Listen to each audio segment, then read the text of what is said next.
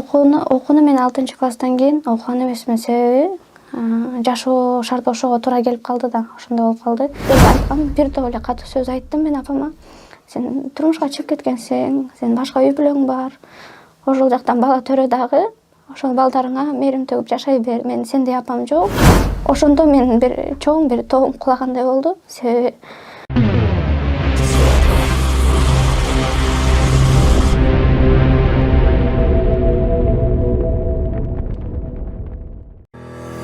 Баштапкы төлөм жок Россиянын бардык аймагынан 6% менен үй алгыңыз келеби? Айына болгону 50 000 рубльдан жогору төлөп, кыялдагы үйүңүзгө ээ болуңуз. Planeta 312 компаниясы сиздин ыңгайыңыз үчүн иштейт. Эгер акча топтоп, кыймылсыз мүлк сатып алгыңыз келсе, өз үйүңүздө жашоону эңсеп жатсаңыз, жакшы инвестиция кылууну ойлосоңуз, же болбосо Россиядан Кыргызстанга акчаңызды көбөйтүп кайткыңыз келсе, биз жардам беребиз.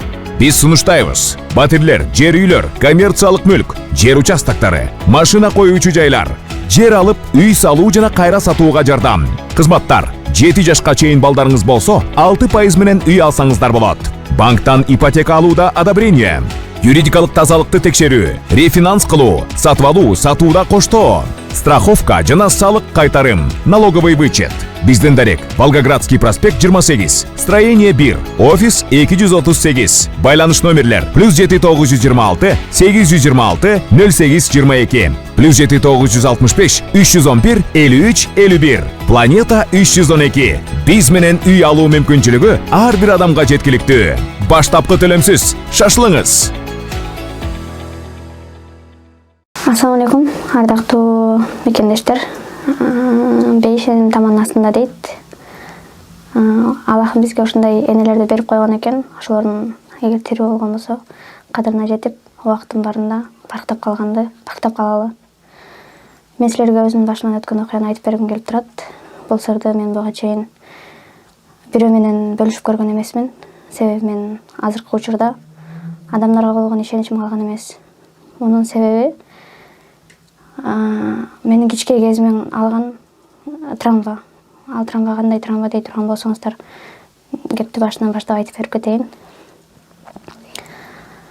Бул окуя 2008-жылдан баштап башталган.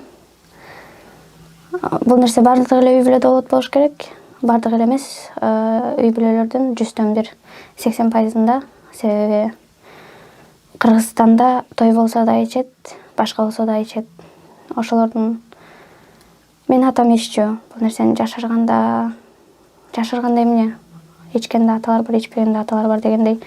Мен атам иччү. Ал арагынын себеби ата-энемдин 2 ажырым жолго түшкөнү болуптур.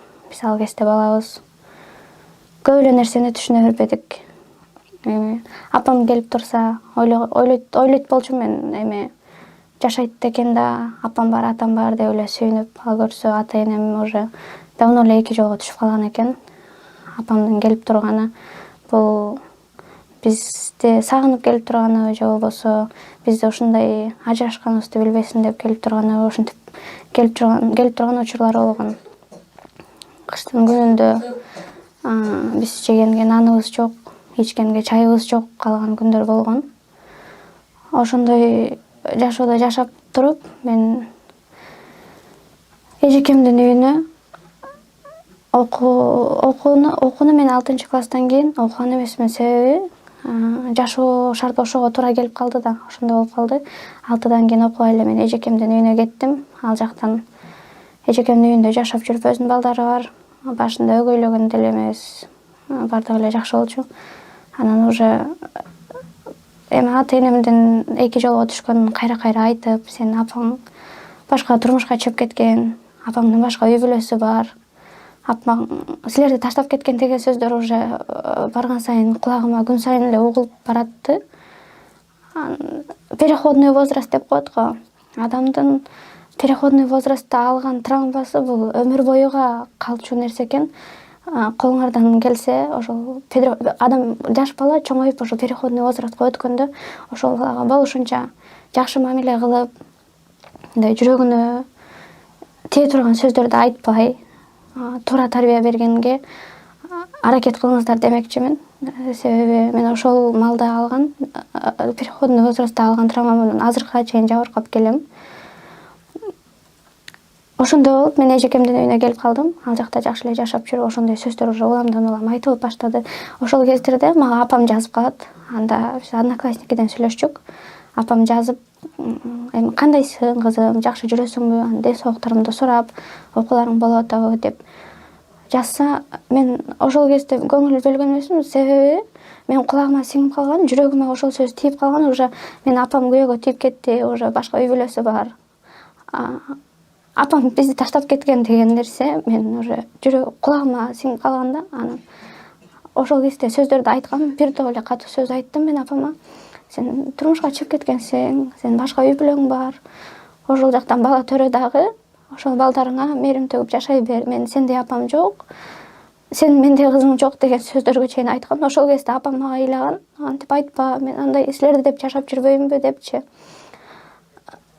Анан ошентип жазып эле мен апамды заблокко киргизип койдум. Мен ойлонгон да жокмун, себеби мен кулагыма эжекемдердин сөзү кирип калган да, что апам уже башка турмушка чыгып кетти деп. Ошентип жүрүп уже ошол арактын кесепетинен атам дагы каза болуп калды. Атам каза болуп, ошондо мен бир чоң бир тоогум кулагандай болду. Себеби мындай болот го, башыңа бир проблема келсе, ушул нерсени атам билбесин, ушул нерсени энем билбесин дегенчи. А менде бардыгы тескерисинче болчу. Менин башыма проблема келсе, мен атама айтайын, атам чечип берет дечүмүн да. Ошондой адамымды жоготкондо мен психологический жактан да жабыркап калдым. Мен үчүн чоң бир сокко болуп калды да. Анан уже өзүм менен өзүм сүйлөшүп, үйдөн чыкпай, уже акыркы кездерде бир айда мен өзүм комнатаман чыкпай калганмын. Өзүм менен өзүм сүйлөшүп, күлүп, уже бир башкача болуп калганда ошол врачка барып анан дарыланганмын. Анын да кесепетин тартып келем, азыр жабыркап келем бир аз. Анан күндөрдүн бир күнүндө эжекемдин мага айткан эң оор сөзү, что мен акчамды сен алдың деген сөзү болду. Анан куру доомат болуп калды да. Сен акчамды алып атасың, сен менин акчамды алып иштеттирсең, бул жакта мынча акча жетпей атат деп сейфинен акчасын эсептеп туруп эле мени сабаган. Мени ошондо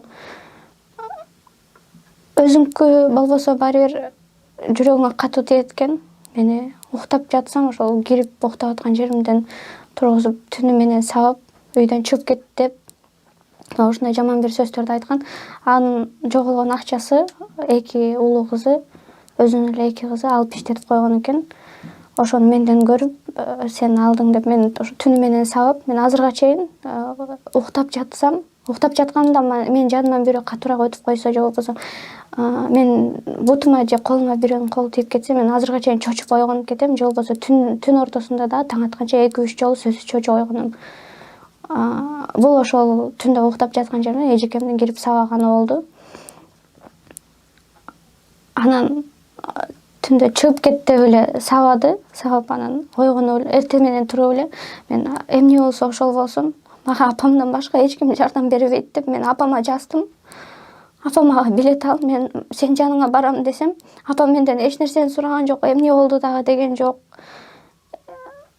Макул деди, сен бир жума күт деди. Мен бир жуманын ичинде айлыгымды алам, мен сага билет алып берем, анан келесиң деди. Макул деп мен бир жума күттүм. Ошол күткөн бир жумам мен үчүн ошол үйдө жашаган 4-5 жылымдай эле сезилип кетти. Саатым, күнүм, бир мүнөтүм өтпөй калды. Анан мен апам ошентип бир жума өткөндөн кийин мен апамдын жанына келдим. Апамдын жанына келип, башында түшүнбөстүктөр болот экен, себеби апам экөөбүз, мен кичке кезимде эле апам кеткен. Апам экөөбүз чогуу жашаган эмеспиз. Мен апамдын характерин билбейм, апам менин характеримди билбейт. Башында түшүнүшүбүз өтө кыйын болду бири-бирибизди. Анан бул жакта да чыр-чатактар чыгып, ошондой апам менен ортодо 3 ай сүйлөшпөй калып, анан түшүнүп жеттим, что эмнеси болсо дагы апа бул апа экен. Сен кандай поступок кылбагының, сен кандай гана оор сөздөрдү айтпагының, апаң сени бүт жактан поддержка берет экен да. Мен ошол кезде апам, мен азыр өкүнгөнүм, мен ошол кезде эжемдердин сөзүнө кирип, мен апама ушунчалык катуу бир жаман сөздөрдү айтып, сен ушундай турмушка чыктың, сен тиң, сенде кызым жок, сенде апам жок, менде кызың жок деген сөздөр болгон. Ошол сөздөрдү айтканыма өкүнөм. Азыр Кудайга шүгүр, апам экөөбүздүн мамилебиз жакшы, бири-бирибизге болгон. Апамдан эч нерсе жашырбайм. Кандай гана убакыт, кандай гана кез, кандай гана учур болбосун, түндө саат 2 болобу, 3 болобу, апам чакырса мен ар убак ошол жеген ашымды жерге таштап барууга даярмын да. Энелер мындай баласы үчүн эне ар нерсеге даяр экен, баарына даяр экен. Мен силерге айтарым, энеңерди көзү тирүүсүндө сыйлап калгыла. Көптөгөн мекендештер сыяктуу сиздин да көйгөйүңүз кирди чыктыбы? Биз жардам беребиз. Москвадан Казакстанга каттайбыз. Жолго чыгарда чорнойдон текшерип, эч кандай маселе жаралбашына кепилдик беребиз. Биз пересадка өзүбүз алып кирип чыгабыз. Биздин байланыш номерлер +7936 264 1995 +7901 339 34 35. Авазбек мырза, күнү түнү чала бериңиздер.